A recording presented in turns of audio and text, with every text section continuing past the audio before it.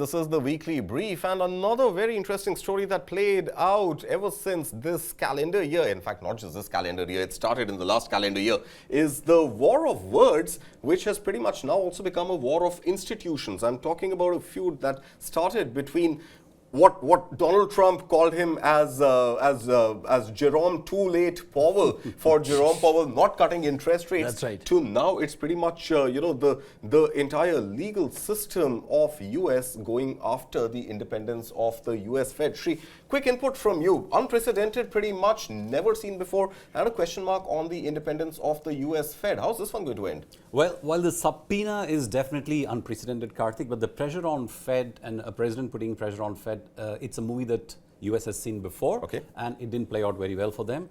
So if you remember in the 1970s and 1971 to be precise, Richard Nixon had similarly wanted to put pressure on the Fed chairman then, except that chairman complied and he cut interest rates, and what followed was a period of stagflation for the US economy, where there was no growth, but inflation hit almost 12%. And that's exactly the fear that Jerome Powell has been voicing forever now. It's been almost a year because there has been immense pressure on him to cut rates. He's gone ahead and cut interest rates, but he's saying, I'm not going to come under political pressure and pressure from the US administration to cut interest 27th, 28th, when the Fed is supposed to make FOMC meeting, you might see that they hold the rates, just to make a point. Sure, but I mean, that's quite possible. But I think at the end of the day, data is what drives decision making at central banks across the world. That's exactly what Powell is saying. Right? So, I mean, see, there is unrest, creative unrest, if I can call, between the central bank and this government across countries, including in India.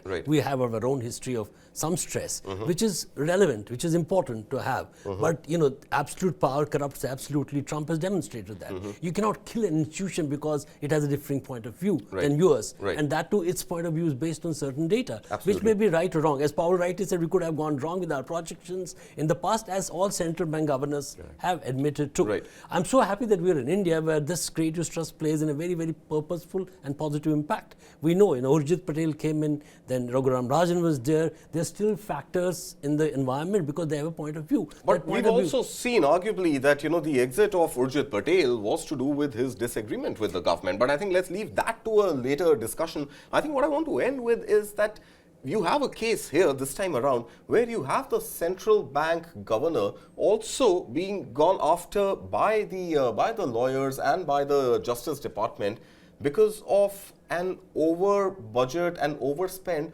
on the restoration of a building. I mean, what all is Jerome Powell expected to deal with? Because it's not just about cutting rates, it's also about questioning his integrity, that he hasn't been able to, if he's not able to manage the budget of a building, how will he manage the fiscal situation or the monetary situation of the country? So the subpoena says that he has been truthful in his hearings to the Congress on, the budgets and everything. That's a separate issue. But I think, Karthik, the key issue here is that it's not about Powell per se. It's about Fed's independence as an institution. That's And the largest signal that you send out to the financial markets, and US is the most powerful financial market.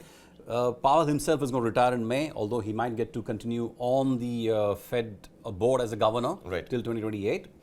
So this is a movie which will probably end with his, retirement in May. In any case due to retire in May. The larger issue of Fed's independence versus White House, that is the one that's going to stay in focus. And another question that now comes. His end could begin a very pliant person in charge. Exactly, which is what I was going to say. That at the end, the story may actually end with somebody who is going to play to the whims and fancies of Donald Trump. Which is very sad and ironic for the rest of the world. Absolutely. Well, with that, let's quickly slip into another very short break. A lot more coming up because the break is not going to be 10 minutes, but those 10-minute deliveries by Swiggy, Instamart and by Blinkit or Zepto could potentially be a thing of the past, or at least the promise to deliver on that is seemingly already a thing of the past.